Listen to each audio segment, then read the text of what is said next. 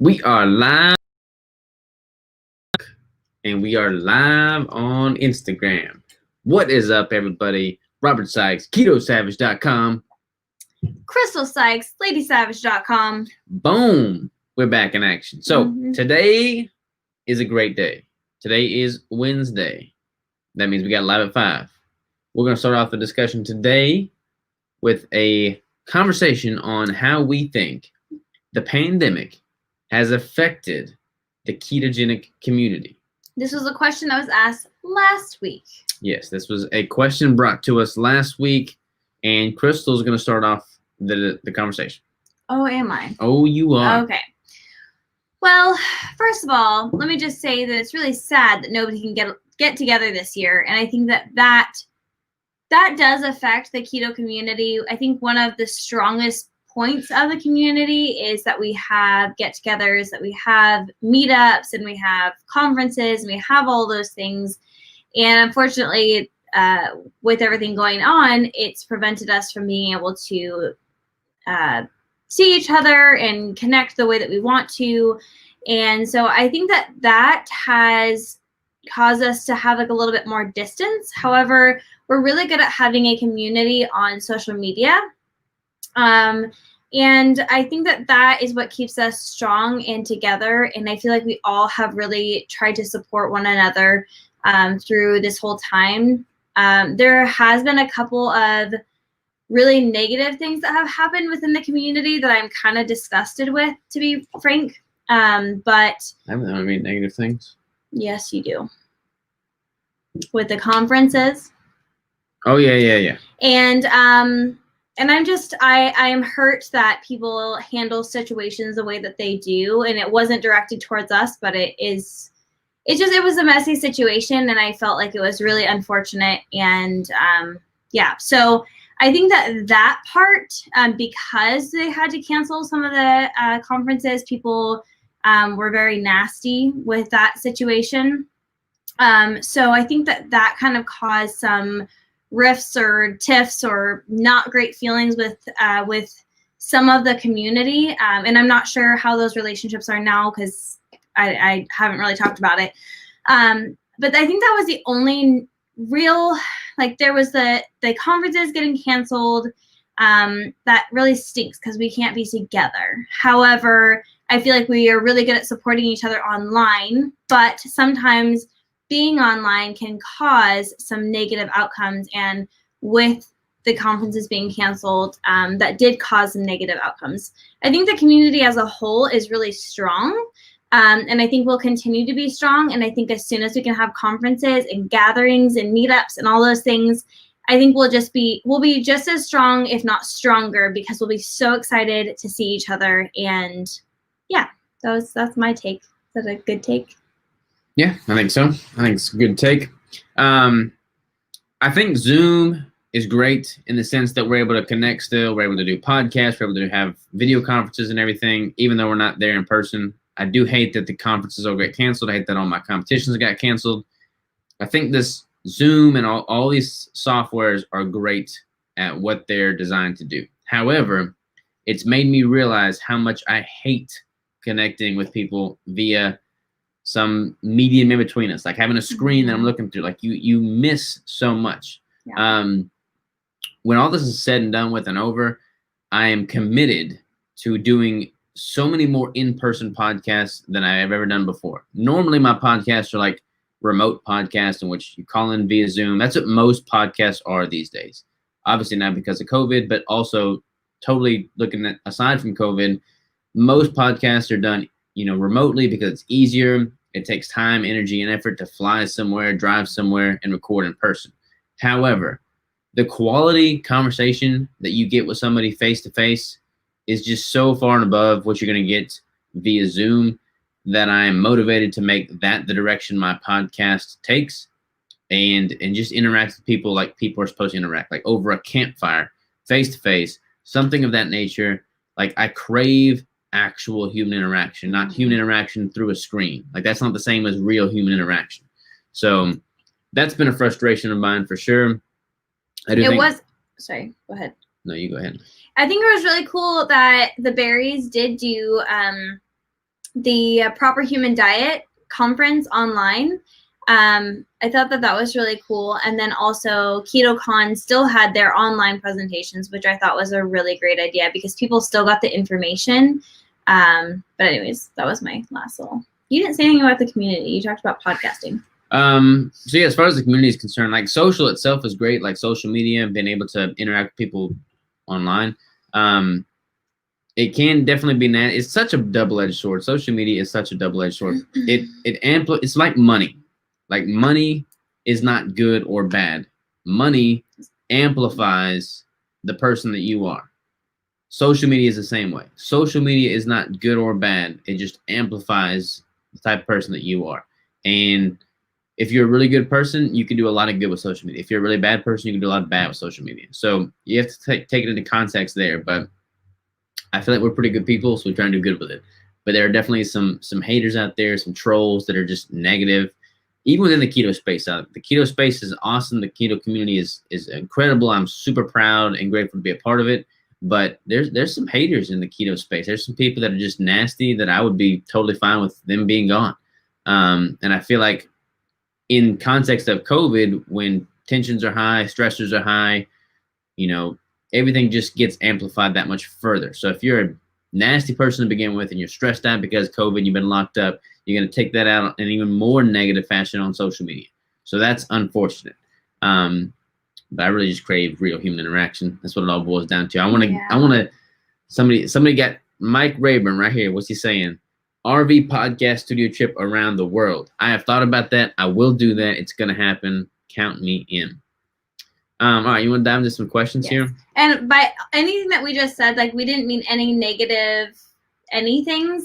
It's just the real raw, sometimes unfortunate sides of things, of business, of certain, communities of people. It's just what you're gonna get. Some's gonna be great, some's gonna be not. And sometimes it takes a little while for us to see, how people are going to respond, react, and all of that. So by anything that we just said, we did not mean anything negative. We love everyone, and we're just really excited about our community and who we choose to surround ourselves with. Hungry He says, howdy from Houston. What's up from Houston? Ted F says, I've been having trouble sleeping for the longest time, averaging 4 hours per night. Any advice? Yeah, 4 hours per night is not enough. I would definitely... Like, are you eating right before you go to bed? Are you training right before you go to bed? Are you taking any stimulants right before you go to bed? Alcohol, anything like that? How is Carnivore going, Crystal? It's good. It's been interesting. I'm putting out a video on Friday this week and different foods I've been eating and things like that. But I've had some highs and lows already, which is kind of interesting. So I'm excited to share that with you guys. Steve says, I like the shirt, but it's wrecking havoc in the camera. Oh, yours. Really? Yeah. Should I take it off? I bet everyone else would love that. No. I have noticed that when I film with this shirt, it does look super janky. I didn't realize it would do it live, but that would make sense. So I do apologize. I will wear a different shirt next time. It has helped me. It has helped all my food clients. Oh, Carnivore. Sarah says, yes. What is the yes to? Yes. Yes, I'm all with you there. Nothing beats face-to-face well with most people anyways, LOL. That is true. Most people. I think I'm having a seizure. What? Oh, because of the shirt. You should change your shirt. Really? I guess if it's that bad, then you should probably change. In regards to reverse dieting, how much of a percentage would you bump up calories, protein, fat each week? All right, so you want to do it just gradually. Like some people are going to be able to tolerate a more aggressive increase. Some people are going to tolerate a less aggressive increase better. Just be conservative. Like typically you can, like if you're cutting down, I recommend going very, very conservative with you cutting down. You can tend to be a little bit more aggressive with the rate that you increase calories relative to the rate that you decrease calories. So for instance, if I'm cutting down and I'm dropping calories by 25 to 50 calories each week, as I'm reverse dieting, I might increase calories by 50 to 75, even possibly 100 calories per week. So you can get a little bit more aggressive, but still stay relatively conservative. Thanks for being real. Y'all are both a breath of fresh air. Well, thank you. Keto Sasquatch says janky. And people use that word still, right? Janky. You do. I As do. the only person I know. You're going to have to take it off. She says I have to take it off. Is it really that bad though? Yeah. Well, maybe just go change your shirt. Really? All I right. will tell you something about people telling Robert to take his shirt off.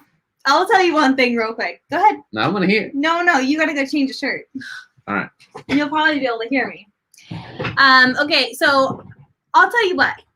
There is nothing like being on social media and having all of your life out there, and then having your husband go on a live or a whatever and having people tell them to take their clothing off. Even though it's just a guy and it doesn't really mean anything, people are just trying to be silly. I don't think I'll ever get used to someone telling my husband to take his clothes off. That was not directed to you.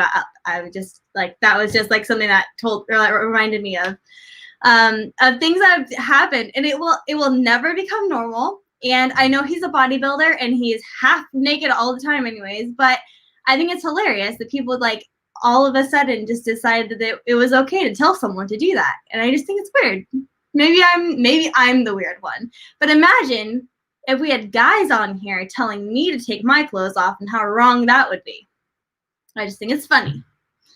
All right, so let's see. We got hey from Cincinnati. Yes, okay, that's the one I was telling. I was telling you that it was not you, and I know that people are totally kidding most of the time when they say that, but I wanted you to know that it wasn't you that I was directing at. I just think it is funny. Like, he will go on lives, he will go on whatever, and people always say that, and it's the weirdest. Okay. Suck it in, Robert. All right, you want to take the shirt off? Boom! Keto break, baby! Yo, reverse dieting. Reversing now on DSK, my protein is a little higher I like it than suggested, but feeling good. Well, that's great. Yeah, it's gonna be a relative. As long as you feel great with it. Where do we leave off on these questions? This one right here. All right, Ted says, I train during the morning, don't eat past 7 p.m., can't fall asleep until 1 a.m., waking up at 4 a.m. to 5 a.m., never had more than 4 hours sleep. All right, so I don't know where your calories are at. If you're in a really big caloric deficit, that may be having an effect. I can't sleep very good when I'm in a super steep deficit. Also, your electrolytes can have an impact. You may try supplementing some magnesium before you go to bed.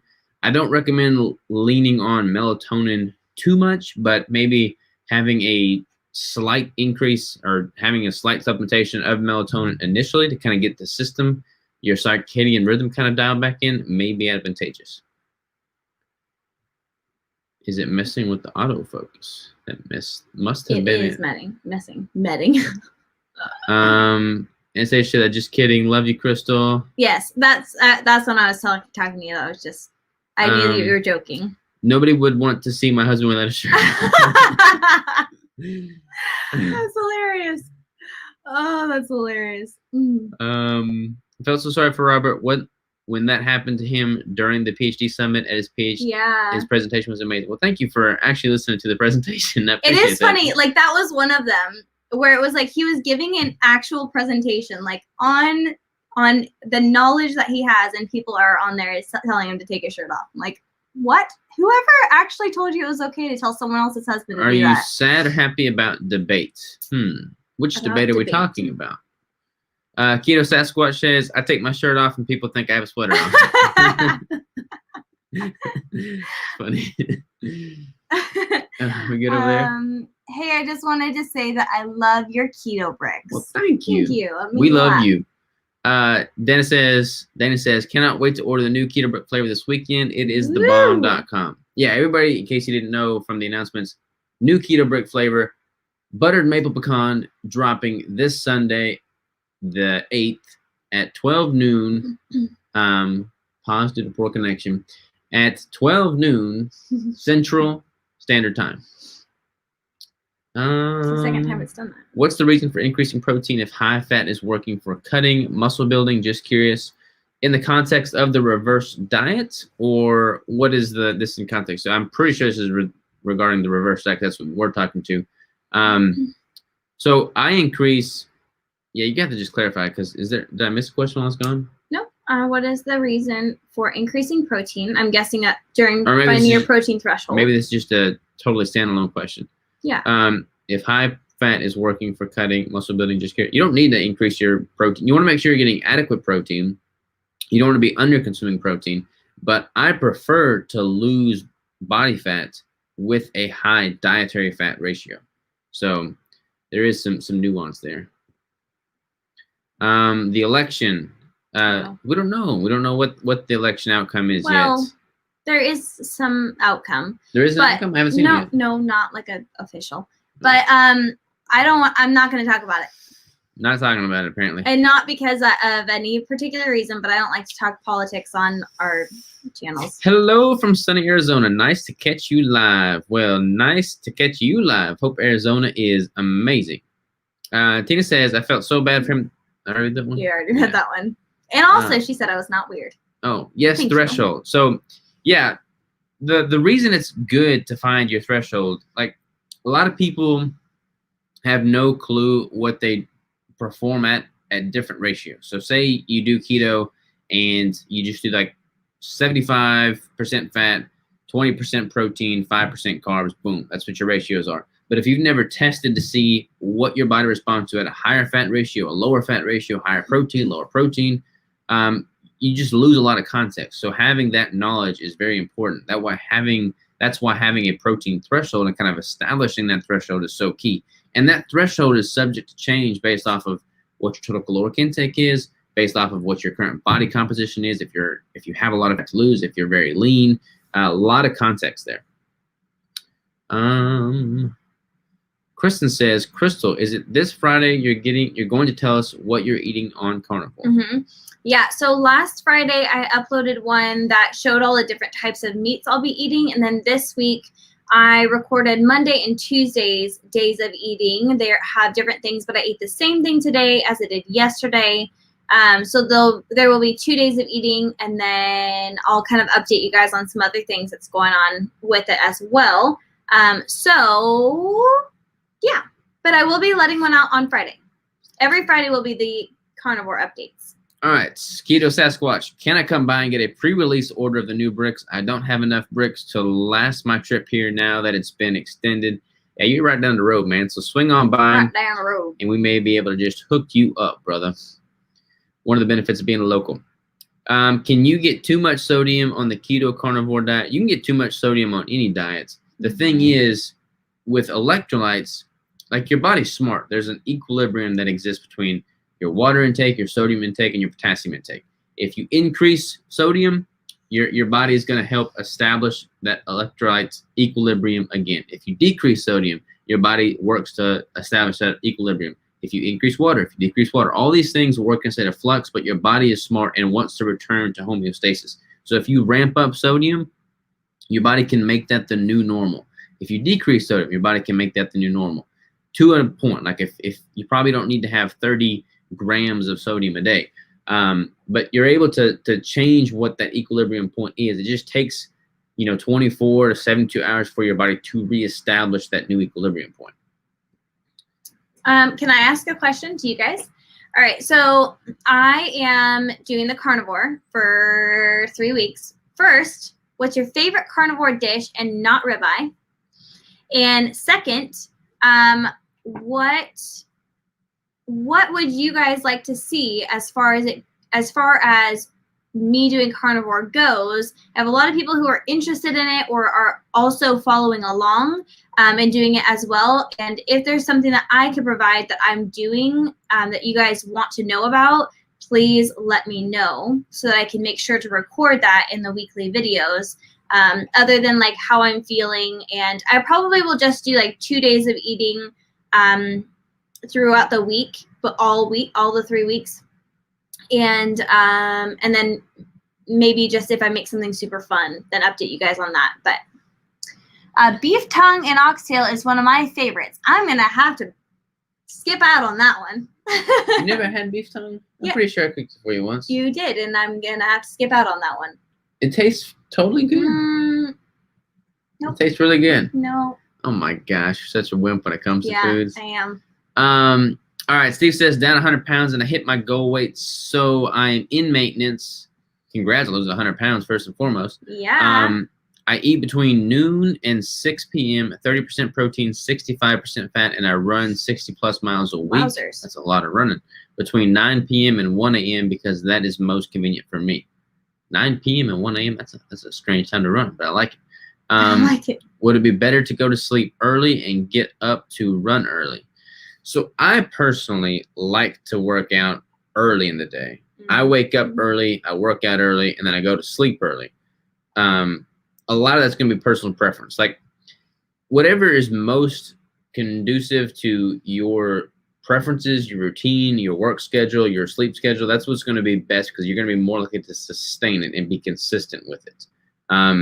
It's going to take a few weeks, maybe even longer for your body to get used to that new routine, but experiment with it, see if you like it, stick with it for a couple weeks to a month so your body can adjust to it. If you like that more, then keep doing that. I personally like doing it in the mornings. I start the day off on a better note. Air fried chicken wings. Favorite carnivore meal is probably brisket, but I do love a good burger topped with fried egg. Ooh, yeah, that's good. I've been doing like a salmon patty with an egg on it. Oh, I missed a couple here. Carnivore chili garnished beef suet. Carnivore chili garnished beef suet. That's interesting. I'm digging that idea. Favorite carnivore meal is burger patty since I can't say my real fave ribeye. That's funny. I'd be curious to see the different ways that you include offal.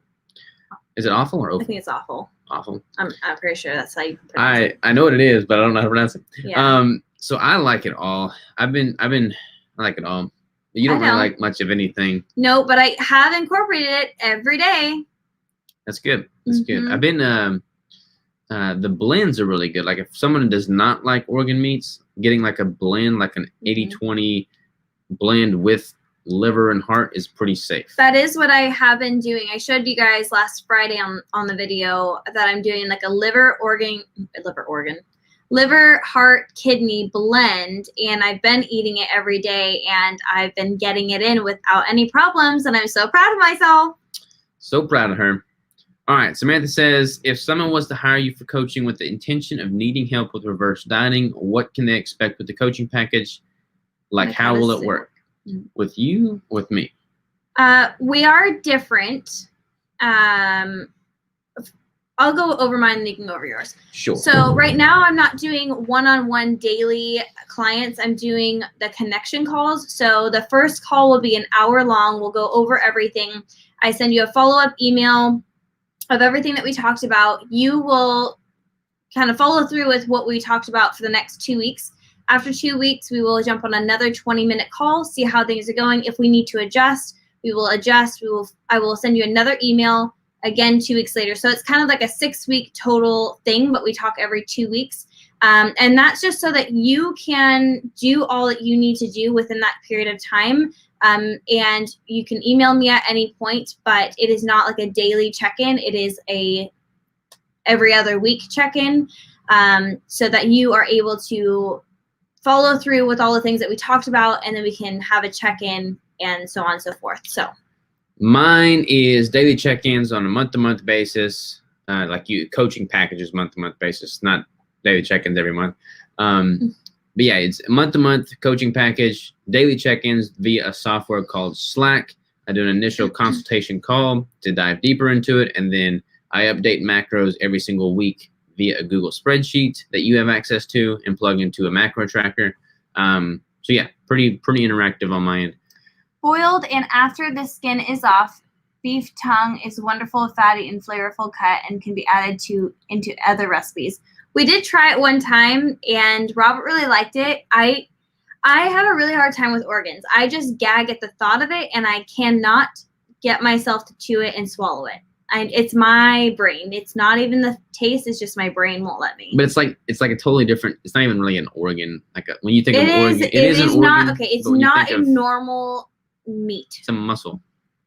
Carnivore bread for Keto Q Nutrition. 3 ingredients, delish. I'll check that one out. Oh yeah, I'll have to try that. Keto Q Nutrition. I can't even speak today. Brisket burgers and ribs. I love it. No organ food. Triple grass-fed burger with bacon and some pulled pork. Now we're talking. Wait. Triple grass-fed burger with bacon and some pulled. That sounds delicious. Yeah. Will you be this one, or maybe some pork rind tortillas? I haven't made that yet. I know. I gotta make that. Will you be eating any salmon roe? I love salmon roe. I do not and will not. Thank you, though. The biggest advice I can give for carnivore is this: meat goes great with other meats. Mix it up. Yes, I have been mixing it up. I've had a little bit of beef, pork, chicken, bison, salmon. Did I ever say that? No. Yeah, I have been trying to mix it up. Are you gonna bring back the peanut butter cup brick? I sadly missed the small batch you released. We may. Yeah. So here's the thing. Since we decided to do like a seasonal flavor and things like that, and we have to keep up with production of all the other flavors, it does take a little while for these things to build up if we decide to follow through with that. So I know we've gotten that question so many times and everybody loves it. So it's a possibility, but there are a lot of things in the lineup before we can do something like that. You're going to love this flavor this weekend, though. The buttered maple pecan is the bomb. I just had like my heart sink that we didn't tell them. What? My heart sank. I just forgot that we told them, and then I thought you were telling them just now. Sneak it in a meatloaf. That would be good. Yeah, that's a good idea. Would it be better to work with you, Crystal, as a female undergoing HA currently, or Robert? I mean, I'm all for you working with Crystal. It's weird because, not weird, but a lot of people prefer to work with people that are more in line with where they're at. And I am not a female, and I never will be.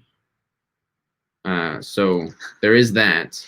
I think if you need more direct one-on-one daily help, you're going to want to go with Robert. If you can talk to me every other week and then send an email if you have a question or two or whatever throughout those periods of time, then I would be happy to work with you. But it's really honestly whoever you feel more comfortable with in the style of coaching.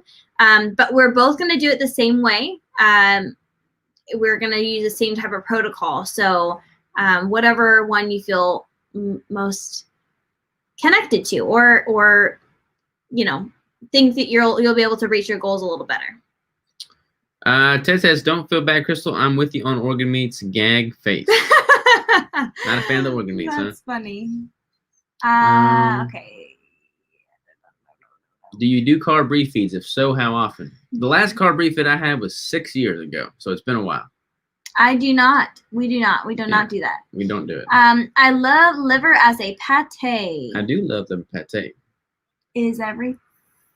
That one wasn't finished. Looking forward to maple pecan. Yeah. I would like to know what you mean in your calculator macro by induction phase, confirmation phase, maintenance phase, phase of gain muscle, blah, blah, blah, blah, blah, all of this. Oh. Poor connection. Poor connection, and it keeps happening to us. I'm sorry about that. All right, so I'm actually revamping my entire website. It's going to look really, really good. And I'm making the macro calculator more user-friendly. But in the meantime, to answer your question, the induction phase is just off to the side there.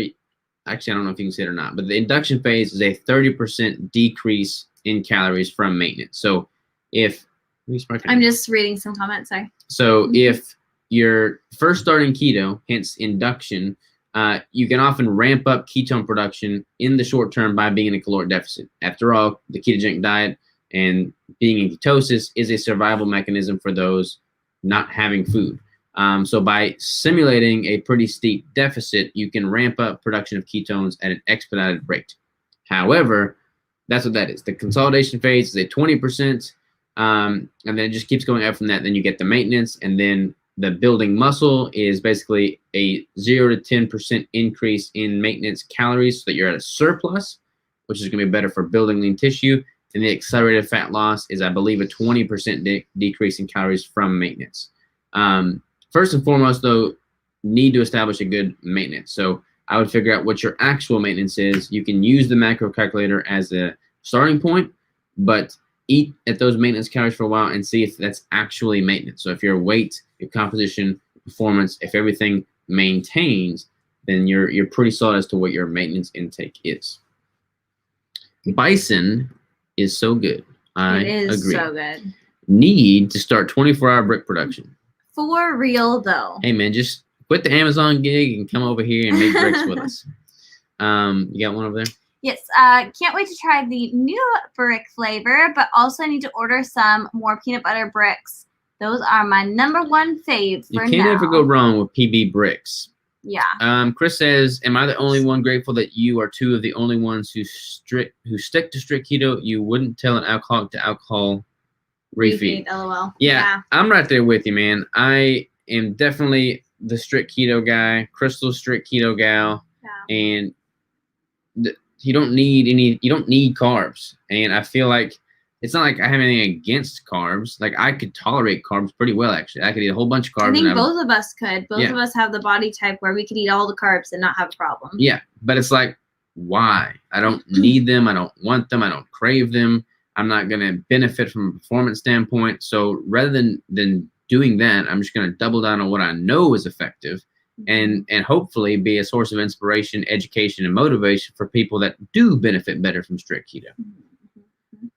Try some lamb brains. The texture is similar to scrambled eggs. I'm all about it. I'd eat some brains. You could probably eat some brains too. Might make you smarter. Woohoo! Zinger! Every week you just show them how nice you are to me. I'm super nice, baby. Yeah, I love you. Yeah. You wearing my shirt? Let you wear my shirt. Yeah, this is Robert's shirt. I oftentimes wear Robert's shirts more than I wear my own. Yes, this is true. True statement. Hey, Crystal, I'd love to try Carnivore. Might need some accountability person. Absolutely. Well, count her in. I am enjoying it thus far. It has been pretty good. It's a good change up of things. All right, y'all. It is time for me to cook my food and shoot the bow. So before I go shoot the bow, we need a question for next week. Oh. We got a question. Question. Yeah. All right. Question. I used to be addicted to nuts. Carnivore stopped that. The only food I eat besides meat is a chocolate brick I won, and that might be one time a week.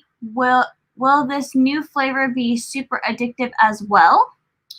I don't find the bricks as being addictive. Like they're not sweet enough, in my opinion, to trigger any cravings. Like a lot of people crave nut butters, but they'll eat a peanut butter brick, for instance, and then they'll not crave the nut butters. I am a nut person. I love nuts. I love nut butters.